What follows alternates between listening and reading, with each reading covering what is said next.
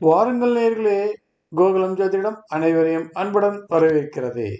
நான் இன்றைய பதிவில் பார்க்க இருப்பது மோடியின் ஜாதகம் நம்பகத்தன்மை கொண்டதா? பாரத பிரதமர் மோடியின் ஜாதகம் நம்பகத்தன்மை கொண்டதா? அப்படி நம்பகத்தன்மை கொண்டதென்றால் 100% சரியான ஜாதகம் என்பதை எப்படி அறிந்து கொள்வது? அதனைத்தான் நாம் இந்த பதிவில் பார்க்க இருக்கிறோம்.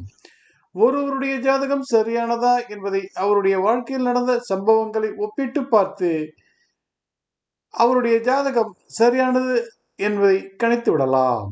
கடந்த ஆண்டு மோடியின் தாயார் இறப்பினை சில தினங்களுக்கு முன்பே அவருடைய ஜாதகத்தினை வைத்து ஆராய்ந்து ஆங்கிலத்தில் ஒரு கட்டுரை வெளியிட்டிருந்தேன்.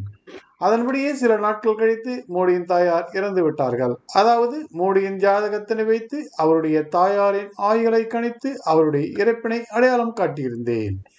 எனது கணக்கானது துல்லியமாக இருந்ததால் மோடியின் ஜாதகமானது 100% உண்மையானது தான் என்பதை அறிந்து கொள்ள முடிகிறது. மோடி மற்றும் அவருடைய தாயாரின் ஜாதக பலன்களை இப்பொழுது பார்க்கலாம். மோடி பிறந்தது விருச்சிக லக்னத்தில். விருச்சிக லக்னத்திற்கு 4ஆம் வீடாக வருவது கும்பராசி. விருச்சிக லக்னத்தின் 4ஆம் வீட்டின் அதிபதி சனி அவருடைய தாயாரை அடையாளம் காட்டும் கிரகமாகும். கும்பத்தில் குரு இருப்பது நல்லது. காரணம், விருச்சிக லக்னத்தின் யோகரான 2 மற்றும் 5ஆம் இடத்துக்குரிய குரு அங்கு இருப்பது விசேடமே ஆகும். மோடியின் தாயார் உடல்நலனின்றி மருத்துவமனையில் அனுமதிக்கப்பட்டார். அவருடைய தாயாரின் உடல்நலன் பற்றி மோடியின் பிறந்த ஜாதகத்தினை வைத்து பலன்களை ஆராய்வோம் வாருங்கள். மோடியின் ஜாதகம். மோடி லக்னம் விருச்சிகம். லக்னத்தில் செவ்வாய் மற்றும் சந்திரன். கும்பத்தில் குரு, மீனத்தில் ராகு, சிம்மத்தில் சுக்கிரன் மற்றும் சனி. கன்னியில் புதன், சூரியன் மற்றும் கேது. மோடியின் ஜாதகப்படி தசா செவ்வாய் திசையில் ராகு புக்தியானது 15/5/2023 வரை நடந்து கொண்டிருந்தது.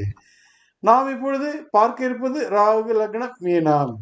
ராகு அமர்ந்த மீன லக்னத்திற்கு 6ஆம் வீடானது சிம்மமாக வருகிறது. ராகு அமர்ந்த மீன லக்னத்திற்கு 6ஆம் இடத்தோன் மருத்துவ தேவையின் அடையாளத்தை காட்டுகிறது.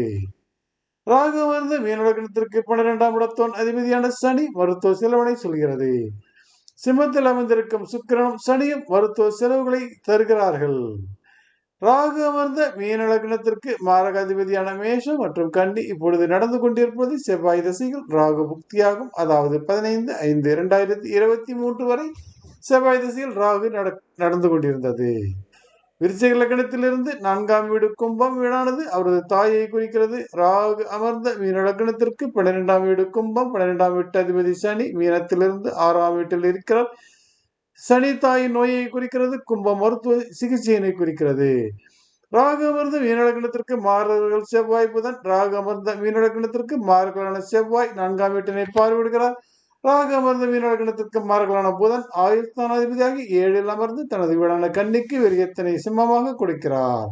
இவ்விடத்தில் புதன் சூரியன் இணைந்து ஆயுள் ஸ்தானத்தில் இருக்கிறார்கள். அதாவது ஆயுள் ஸ்தானமான கன்னிக்கு விரியாதிபதி சூரியன் புதன் இணைவு மார்க்கத்தினை அடையாளம் காட்டுகிறது. தற்பொழுது நடக்கும் மார்க்க திசையானது, அதாவது செவ்வாய் திசையானது கண்டத்தினை கொடுக்கும் என்பதால் 15/5/2023 வரை அவரது உடல்நிலை கூர்ந்து கவனிப்பது அவசியம். குறிப்பாக 7/2/23 முதல் 22/2/23 வரை செவ்வாய், ராகு, சுக்கிரன், சனி இவர்கள் தொடர்புடைய காலமாகும்.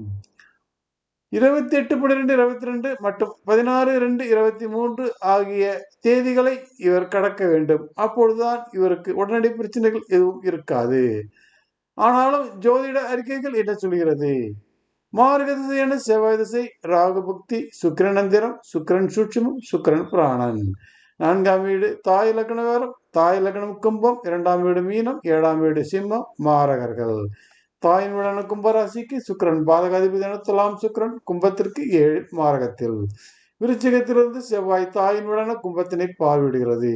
தாயினை குறிக்கும் கிரகமான சந்திரனுடன் செவ்வாய் இணைந்துள்ளது. விருச்சிக வீட்டில் பாதகஸ்தானம் கடகம் மற்றும் அதன் அதிபதி சந்திரன் இணைந்திருப்பது செவ்வாய் தசையின் போது தாய்க்கு தோஷம் தரும். கும்பம் 2 வீடுகளில் ராகு மாரக கிரகம். கும்பத்தின் 2ஆம் வீட்டில் ராகு அமர்ந்தது ராகுவினை மாரக கிரகமாக மாற்றுகிறது. கும்பம் 7ஆம் வீட்டில் மாரக வீட்டில் சுக்கிரன் பாதகாதிபதியாக அமர்ந்திருக்கிறார். அதனால்தான் செவ்வாய் திசையில் ராகு புக்தியில் சுக்கிரன் அந்தரத்தில் சுக்கிரன் சூட்சுமத்தில் சுக்கிரன் பிராணத்தில் மோடியின் தாயாரின் இழப்பினை மோடி சந்தித்தார். கிரகங்கள் தங்கள் வேலையை எப்பொழுதும் மறப்பதில்லை. நேர்களே, இப்பொழுது புரிகிறதா மோடியின் ஜாதகம் நம்பகத்தன்மைக்குரியது? ஆம், அவருடைய வாழ்க்கையின் சம்பவங்களை தொடர்புபடுத்தி பார்த்தால் சரியான ஜாதகத்தினை நாம் கண்டுகொண்டு விடலாம். மோடியின் ஜாதகத்தினை வைத்து அவருடைய தாயாரின் ஆயுளை கணக்கிட்டோம். மீண்டும் பிறிதொரு பதிவில் சந்திப்போம் நேர்களே. நன்றி, வணக்கம்.